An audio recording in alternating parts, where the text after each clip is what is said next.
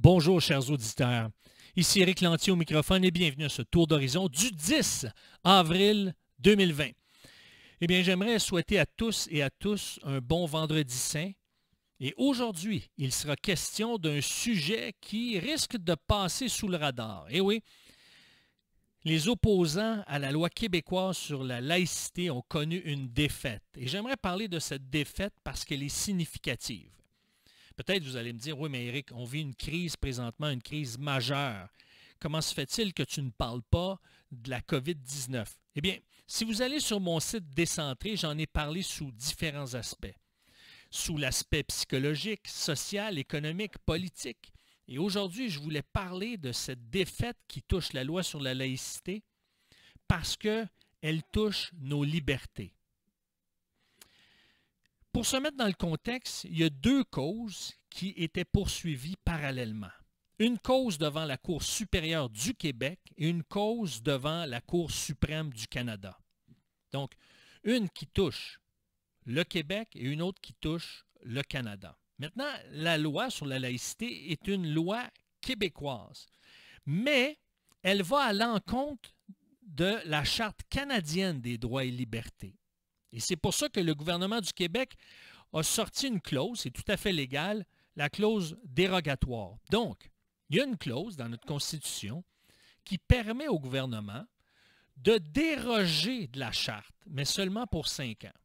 Donc, parce qu'on déroge de la Charte, ça veut dire que ce n'est pas constitutionnel en soi d'imposer les items qui sont dans la loi sur la laïcité. Maintenant, c'est pour ça que cette loi, elle est confrontée, elle est elle a été déposée en justice pour qu'on puisse la traiter et voir si elle est constitutionnelle ou non. Donc, il y a deux causes. La cause devant la Cour supérieure du Québec, donc ce sont des opposants qui disent, puisque cette loi n'est pas constitutionnelle, par le fait que le gouvernement doit avoir recours à une clause dérogatoire, eh bien, on demande qu'elle soit invalidée.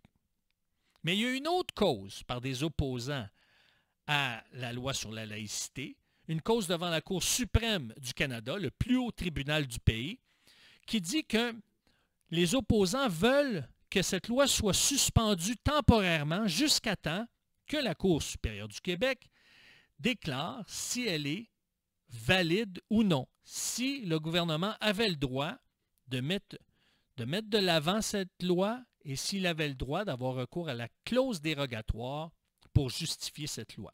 Maintenant, qu'est-ce qui est si dangereux dans cette loi?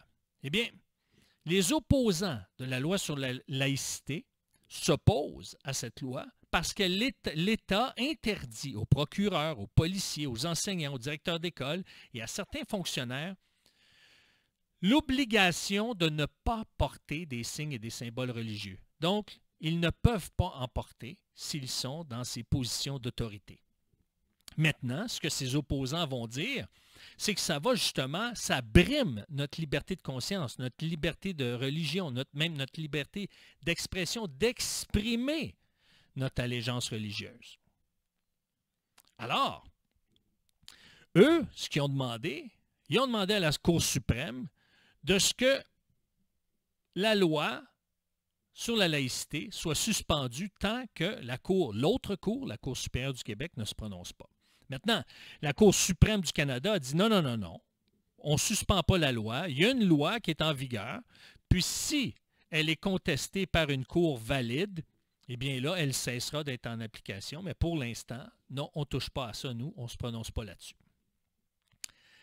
Maintenant, est-ce que cette loi elle est valide ou non? On le verra. On devrait le voir normalement en novembre, mais avec la crise actuelle, il est possible que la cause soit retardée. Maintenant, certains vont dire oui, mais là, c'est dangereux cette cause-là parce que de mettre de l'avant des symboles religieux qui ne font pas partie de notre patrimoine et notre histoire, c'est dangereux. Maintenant, on a un choix à faire. On veut que l'État s'ingère dans nos libertés, décide ce qu'on doit croire ou non, ou on laisse la liberté à tous. Maintenant, ça, c'est un choix qu'on doit faire en tant que société. Si c'était nocif, comment se fait-il, si c'était nocif de porter un symbole religieux quand on est en position d'autorité, comment se fait-il que l'État a accepté que ceux qui étaient déjà en poste puissent pouvoir le faire comme avant, sans changement? Si c'était nocif, il aurait dit non, non, même ceux qui sont en poste, vous ne pouvez plus le faire, c'est fini, c'est trop dangereux. Alors, c'est pour ça qu'il y a un débat, et moi je trouve ce débat important, parce que si c'est l'État qui gagne, si c'est l'État québécois, eh bien, ça va donner à l'État plus de pouvoir pour gérer, réguliser nos... réguliser, c'est pas... mais gérer ou légiférer en fonction de nos libertés. Et ça m'inquiète. En ce qui touche notre liberté de conscience, notre liberté de religion, notre liberté d'expression, moi, je crois que l'État doit s'en mêler le moins possible. Maintenant, on verra en temps et lieu qu'est-ce que la Cour aura ordonné à ce sujet. Alors, je vous invite à réfléchir là-dessus et à en discuter avec les gens de votre entourage. Mais sur ce, je vous souhaite une bonne fin de semaine pascale, joyeuse Pâques et à la semaine prochaine. Merci et au revoir.